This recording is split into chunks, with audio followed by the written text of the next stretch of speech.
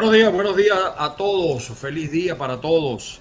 Nuevamente con ustedes un politicón, Tony Romero y quien les habla Ángel Monaga. Como siempre, tratando de llevarles a ustedes los animales políticos, en el buen sentido de la palabra. Los hombres que hacen los hechos, que mueven los países, que mueven los estados.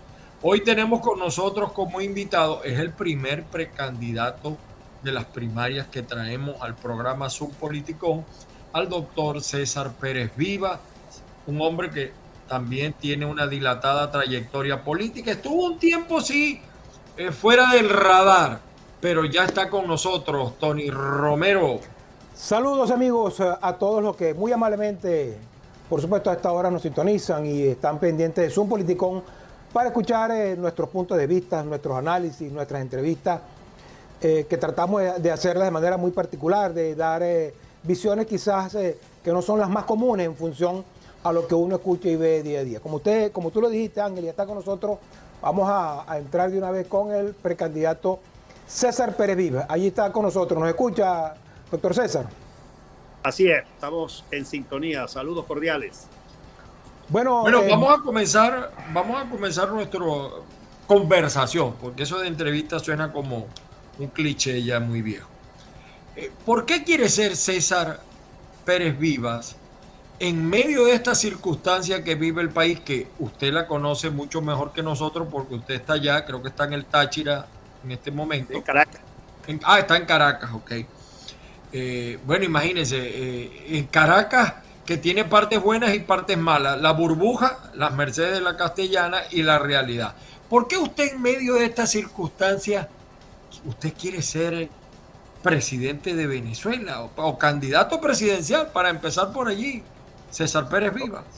Evidentemente lo que quiero ser es presidente, porque me duele profundamente el drama que estamos viviendo los venezolanos.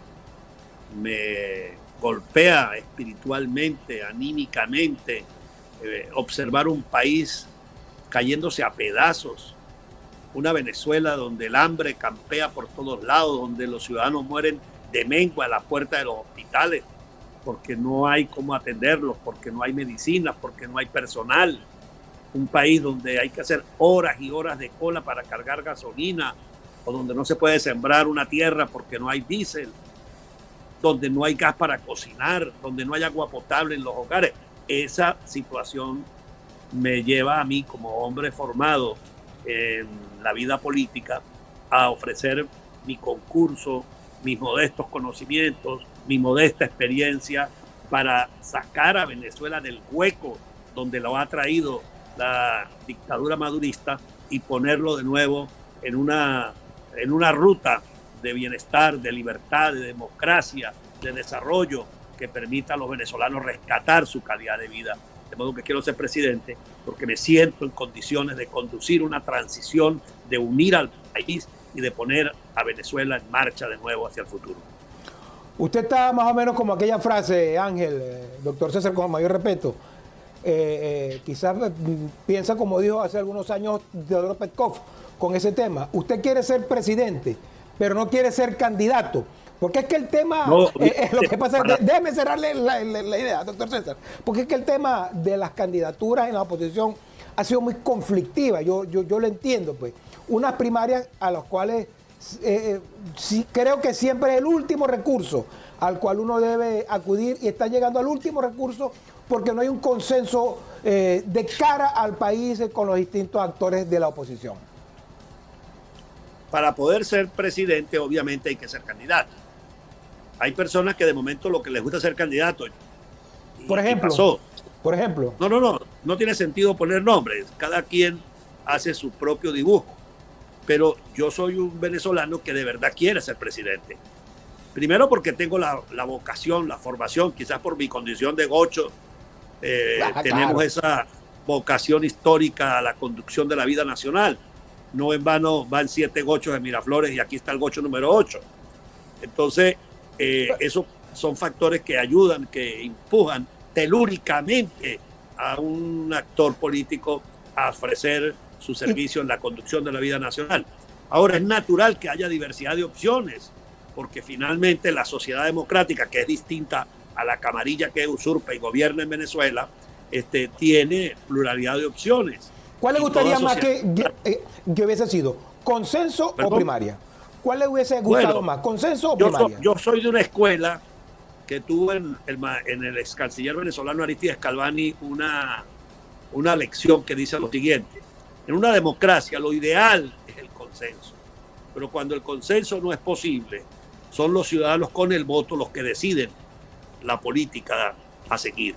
Entonces, si usted me dice en teoría, digamos en el deber ser, un consenso sería lo ideal, pero aquí hay, por una parte, aspiraciones legítimas de actores democráticos que han luchado, que aspiran a conducir la vida del país, y también están posturas no legítimas de actores que son de alguna manera colaboradores de la dictadura, que pretenden confundir a la gente, y eso impide que se pueda hablar de una candidatura de consenso. Por lo tanto, es importante la primaria, porque el ciudadano va a poder escoger el liderazgo que quiere que lo represente frente a Maduro en las elecciones del próximo año. Usted se vende como un candidato nuevo, o por lo menos los que están a su alrededor lo venden como un candidato nuevo, pero César Pérez Viva tiene más de 50 años en política. Yo, que fui militante de la juventud de COPEI, lo conocemos desde hace mucho. Es decir, ese desfase que tuvo César Pérez Viva luego que perdió la reelección de la gobernación, ¿qué pasó con César Pérez Viva? ¿Qué hizo? Porque eso está tiene como un velo, esa parte que no se sabe de César Pérez Vivas. Bueno, yo creo que un velo para el que no quiera, para el que no investiga, pero el que simplemente se mete en la página, en las páginas web de los periódicos, me va a encontrar opinando a lo largo de estos 10 años. Cuando yo terminé mi periodo de gobernador, el régimen inmediatamente se lanzó contra mí, me inhabilitaron por 7 años y medio, lo cual me impidió postularme a cargos de elección popular. Luego se fosilizó, digamos, la dirección de la oposición, hasta el punto que muchos de nosotros no teníamos capacidad o posibilidad de actuar, digamos, en la primera línea de la oposición, sino que estábamos en posturas de asesoría, de opinión, de colaboración, de ciudadanía. Pero ahí hay un testimonio de mi lucha en las columnas mías en el diario El Nacional. Si usted se mete al diario El Nacional y busca a los columnistas, encontrará allí la opinión mía durante los últimos 15 años, porque he escrito semanalmente una columna donde fijo mi posición y donde transmito mi visión del país desde la tribuna que tengo, porque cada uno de nosotros tiene una tribuna. Cuando he sido diputado al Parlamento, he tenido la tribuna del Parlamento. Cuando estuve en el pasado en la dirección de mi partido histórico, estuve también en una tribuna que el partido me ofrecía. Cuando estuve de gobernador del Táchira, igualmente tenía la tribuna de la gobernación, pero una vez que dejé de ser parlamentario y gobernador, soy un ciudadano que lucha por la democracia, y en ningún momento ni me he ido del país, ni me he ocultado, ni me he desfigurado, sino que he estado al frente de esta lucha. Entonces, yo no soy un hombre nuevo en política, pero soy un candidato presidencial que por primera vez opta en serio a aspirar a la candidatura a la primera magistratura. Don César, yo entiendo, Ángel, quisiera escuchar también tu opinión. Yo entiendo ese concepto, porque es válido en una situación de primaria donde no se puede llegar a un consenso. Ahora, las primarias que se van a dar en Venezuela no son tan edulcoradas, no son tan miel en hojuelas como usted lo está planteando. Las primarias llevan una carga política insospechada en otras partes cuando hay primarias. Por ejemplo, el tema de las maquinarias electorales son importantes. A usted no le acompaña una gran maquinaria electoral, aunque siento que democráticamente está haciendo un esfuerzo importante. El gobierno está jugando. Partidos que usted no nombra por respeto, pero que sabemos tienen por lo menos un proceso turbio, por lo cual la gente lo ve en la primaria. ¿Cómo pasar esa carrera de obstáculos en una primaria donde normalmente quedan más heridas que gente contenta? Lo perfecto es enemigo de lo bueno. No vamos a tener nunca un proceso perfecto con todas las características que algún analista pueda diseñar. Pero el camino de la primaria es un camino que permite un debate, que permite una presentación de ideas al país, una movilización de los cuadros hacia la sociedad democrática, de modo que es un ejercicio muy importante y positivo para un país que tiene una ruptura brutal del tejido social. Tenemos que ubicarnos en esta realidad. Un país que tiene 23 años de un régimen hegemónico que ha controlado los medios de comunicación, donde nosotros tenemos graves limitaciones para acceder, digamos, a los medios, donde han cerrado más de 100 emisoras en Venezuela, televisoras, donde hay una autocensura, todo lo cual es un limitante para el debate político nacional, y además de eso hay una judicialización de los partidos, un hostigamiento a los dirigentes, gente en el exilio, gente en la cárcel. Todos esos factores de alguna manera están gravitando en esta lucha que estamos librando nosotros. Y van a haber francotiradores también dentro del proceso. Hay francotiradores, el gobierno juega con todo esto. ¿Cuál es el miedo de decirlo ustedes? Además, ¿por qué no los nombran con nombre y apellido? ¿Por qué ningún candidato los nombra?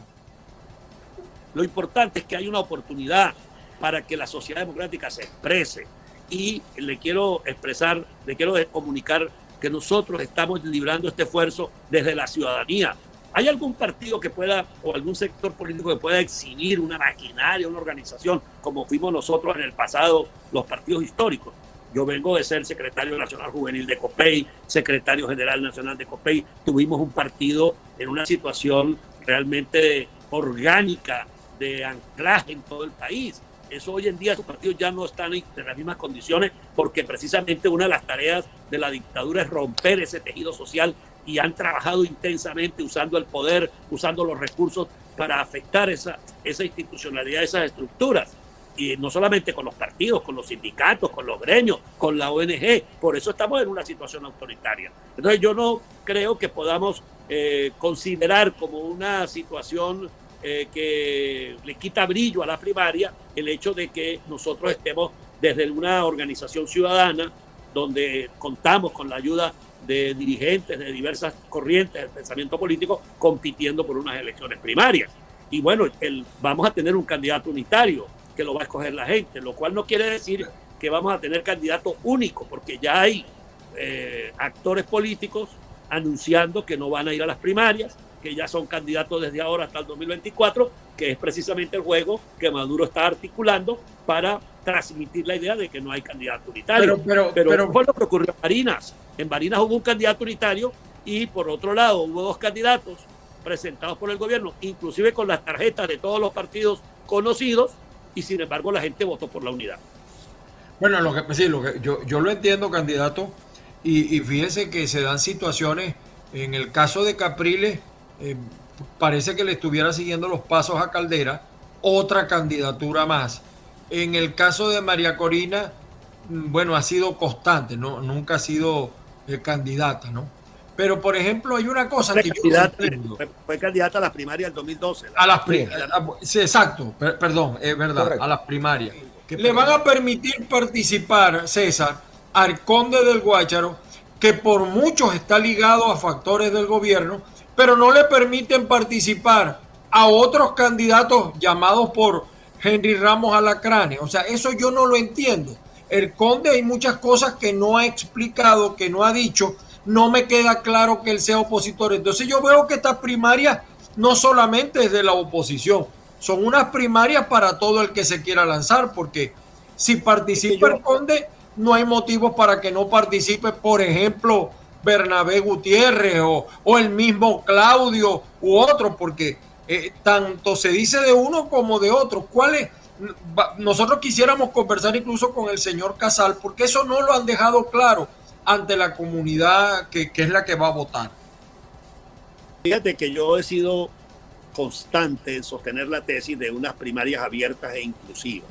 Todo aquel que de verdad tenga el compromiso honesto de luchar para la salida de Maduro y que suscriba un compromiso respecto de unas políticas fundamentales, que participe.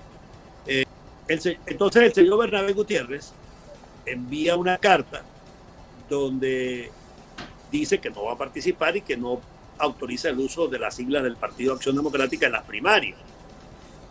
Ahora bien, yo creo que la Comisión de Primaria tampoco puede convertirse en juez, porque él es árbitro, no es un juez, es un árbitro. Si el señor Benjamín Rauseo ha expresado su disposición a participar, pues que participe y que sean los ciudadanos los que evalúen su... Ha sido una persona comprometida en la defensa de los derechos humanos, ha entregado su tiempo, su esfuerzo a la defensa de la democracia, a los sectores que han sido golpeados por el régimen autoritario. Bueno, los ciudadanos lo van a juzgar. Su propuesta es una propuesta que convence al país, los ciudadanos lo van a juzgar. Entonces, bueno, tenemos que confiar en el ciudadano. Entonces, porque si no sería entonces una primaria donde se da derecho a admisión. Solamente entra el que yo quiero que sea candidato, no, que entre todos y que la gente sea la que decida, porque al final... Y los debates, como usted dice, ¿no? Por supuesto. Los debates que se van a dar. El debate va a permitir contrastar las ideas y las formas de comportamiento de cada uno de nosotros. Que por cierto, César, usted ha sido, yo creo que el único candidato que ha presentado propuestas, incluida María Corina, porque María Corina habla del Estado liberal, pero no dice cómo, porque usted es uno de los pocos candidatos que ha presentado propuestas programáticas acerca de qué se debe hacer en el país para salir de la crisis. Efectivamente, yo tengo un sueño de país, un proyecto democrático nuevo para la nueva etapa del país, para el siglo XXI, sobre un modelo de Estado democrático y de economía de mercado claramente definido con temas concretos a desarrollar en la transición. Y soy el candidato que puede garantizar la unión de todos los sectores, porque precisamente he venido desarrollando a lo largo de estos últimos años una tarea política de diálogo con todos. No he estado en el debate desgastante que han tenido otros actores políticos que se han conflictado unos con otros. Yo tengo la fortuna de que tengo una línea abierta de diálogo, que puedo integrar a toda la sociedad democrática y conducir lo que debe ser un proceso de transición para sacar a Venezuela de la dictadura y de la pobreza, la miseria, a la democracia y al desarrollo económico, encauzarlo para que vuelva la alternativa o la alternabilidad democrática en el país, y el país vuelva a recuperar entonces lo que venía siendo una vida civilizada y democrática que se perdió con la llegada de la revolución al poder. Don César, dos preguntas en una. Uno, ¿confía usted en el señor Casal y el grupo que está organizando esto y va hasta el final con ellos? Por supuesto, yo no tengo ni una sola razón hoy para dudar de la buena voluntad y de la buena disposición de esa comisión, y yo considero al doctor Casal como un ciudadano distinguido, honorable, que merece la confianza de la sociedad democrática para que saque adelante este proceso. Una pregunta, casi la última que hago. Si usted gana las elecciones en el 2024 y usted gana, pero le proponen un trato de que no puede ser, o sea, ¿usted renunciaría al triunfo para evitar una tragedia en el país? Pregunto. Pero si yo gano, tengo la obligación de cobrar, tengo la obligación de hacer valer el derecho de los ciudadanos expresado en las urnas, y además me estoy presentando porque quiero conducir el país. Si la dictadura se cerrara o desconociera esa voluntad, tenemos la obligación de dar una lucha cívica y política para obligarlos a entregar el poder.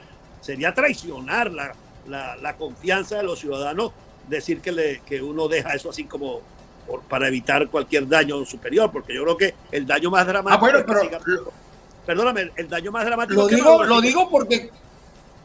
Lo digo porque Capriles fue lo que dijo que en el 2013 ganó, claro, pero porque para evitar una tragedia en el país. Entonces, son circunstancias distintas. No es lo mismo el 2013 que el 2025, no es lo mismo, digamos, la correlación de fuerzas en la sociedad en aquellos tiempos y ahora. Hoy en día el país tiene una clara determinación de cambio. Hoy en día, digamos, la situación de la cúpula roja es mucho más precaria, es mucho más débil. Ahí está consumida por la corrupción, por las contradicciones internas, y yo estoy seguro que la unión de toda la sociedad democrática, la determinación de cobrar y de hacer valer la mayoría democrática hará que nosotros podamos conducir el país. Don César, la gente no nos perdonaría si no le tocamos actuar lo que actualmente está ocurriendo en el país con el tema de la corrupción. Si uno hace una autopsia política sobre esto último que ocurre en PDVSA, esto da para mucho. Usted es abogado, es en la parte mercantil, pero como abogado sabe que hay una disonancia jurídica allí, porque para algunos analistas políticos hay una pugna interna en el chavismo. Para otros no es una pugna, es una purga que está haciendo el gobierno, yo lo decía, como hacen todas las revoluciones, que son como el dios Saturno, que se comen a sus propios hijos para poder seguir viviendo. Pero en lo que podemos estar todos de acuerdo es que no solo en Venezuela. Venezuela es una muestra más de todo lo que ocurre en Latinoamérica, donde la corrupción ha llegado hasta los epiplones de la política en todos los aspectos. Cuando uno ve a un político, doctor César, y entiéndanmelo por favor de la mejor manera, uno ve a un político y ya uno sospecha. Ya uno sospecha. Esa imagen que uno tiene de la política es esa. ¿Y cuál es su opinión sobre lo que está ocurriendo actualmente en PDVSA? Pregunto, ¿por qué el gobierno no ha citado a Tarek El Aissami para esto? Porque este es un sistema diseñado para la impunidad. Y obviamente toda la estructura jurídica que se ha construido favorece esa impunidad. A la luz de la ley antibloqueo y a la luz de otras reglas, otras normas jurídicas dictadas por la revolución, es que se ha podido desarrollar este brutal robo a la nación. Estamos frente a un problema político, claro que lo es. Es decir, hay una pugna por el poder, hay una purga, pero también frente a un problema fundamentalmente moral, porque esta camarilla que se apoderó del poder en Venezuela es un grupo de personas sin valores éticos y obviamente eso contamina toda la política. De ahí su afirmación de que cuando tú hablas con un político inmediatamente sospechas, porque todos somos sospechosos de vivir indignamente. Y no, pero no solamente en este proceso, desde siempre. ADEC, COPEI y el MAS, con sus honrosas secciones, pero en Perú, en Bolivia, todo es igual. Perdóname, en todo el mundo, desde que el hombre es hombre, hay gente honesta y gente corrupta. ¿O es que Jesucristo, cuando creó el colegio apostólico y Judas Iscariote lo vendió por 12 monedas, no estaba poniendo en evidencia a esa dimensión humana? Siempre pero vamos a tener... Pero de 12 era uno. Aquí de 12 son los 12. 11.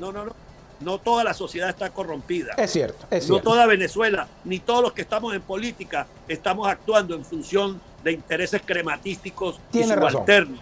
¿Me entiendes? No se puede meter a todo el mundo en el mismo saco, porque aquí habemos gente que le hemos entregado la vida al servicio público y vivimos con dignidad y con decoro y estamos a la luz de los ojos de todo el país.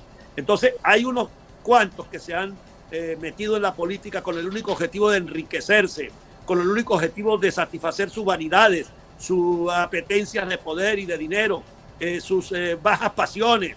Fíjate lo que acaba de pasar con ese diputado socio de Tarek El Aissami, que tenía inclusive una conducta y tenía un grupo de trata de blancas para el hedonismo, para la lujuria. O sea, son personas que carecen de valores privados, de ética privada, de ética personal.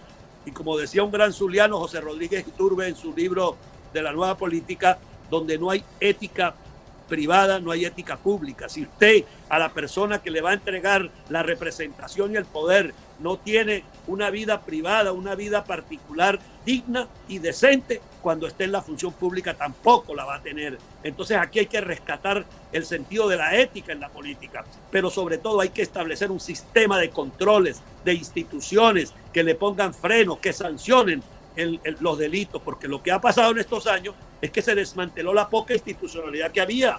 Aquí se destituyó a un presidente de la República porque usó $250,000 de la partida secreta para atender a un gobierno extranjero como el de Nicaragua con Violeta Chamorro. Me refiero a Carlos Andrés Pérez. Claro. Por $250,000 se le hizo un juicio, se le destituyó. Y aquí un solo personaje de la camarilla de Tarek El Aissami tenía $36 millones en su casa.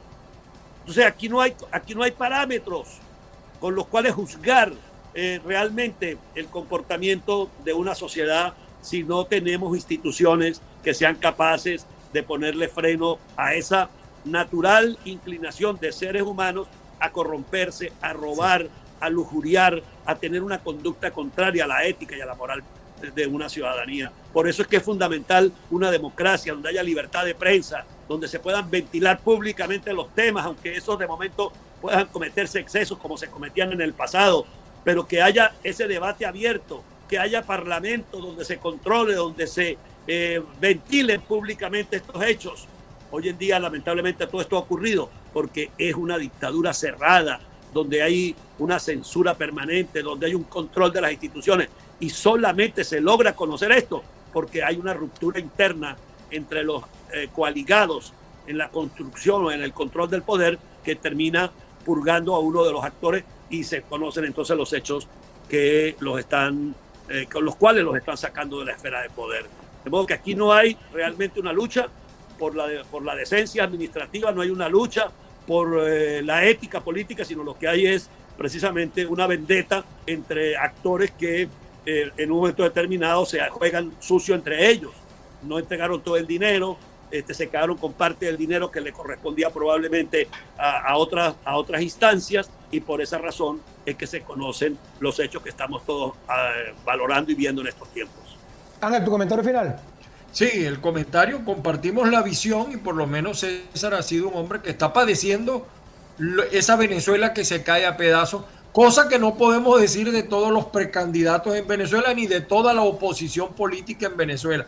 Venimos del desastre del gobierno interino que todavía no rinde cuentas, no están claras las cuentas, pero de verdad que estamos complacidos con César, y cuando haya menos interrupciones del internet desarrollaremos nuevamente otra entrevista. Okay. Don César, mi pregunta final rápidamente. Usted como abogado, ¿cuál es la condición que debería tener ahorita Tarek El Aizami? Como abogado le hago esa pregunta. Él debería estar sometido a investigación y en prisión por haber sido capturado infraganti en la comisión de un hecho punible. Porque los hechos están claros, todos esos socios de él, todo ese equipo que depende de él, está capturado infraganti, las pruebas las ha mostrado el propio gobierno. No hay razón para que el señor Tarek El Aizami no esté también detenido. Pero lo sabemos, y sabemos perfectamente que la cultura de Maduro ha sido la de premiar a todos los que han robado y a los que han cometido delitos de lesa humanidad. Ahí tienes tú a Jesse Chacón, por ejemplo, que se llevó todos los reales del tema eléctrico, pero es embajador de Maduro. Así es. Tú ves toda esta serie de personajes que manejaron Cadivi, todos están en el poder. Se llevaron más de 300 mil millones de dólares de Cadivi. Aquí mucha gente se le olvidó eso. Se olvidó. ¿Algo que quiera añadir? Añadir que no le hayamos preguntado. Que nosotros seguimos en esta lucha porque no tenemos otra opción que defender la democracia. Y lo que está planteado en Venezuela es unir a la sociedad democrática, crear una alternativa sólida, concurrir a las elecciones el próximo año y derrotar a Nicolás Maduro para iniciar la reconstrucción del país. Bueno, hasta una próxima oportunidad. Hasta luego. Perfecto.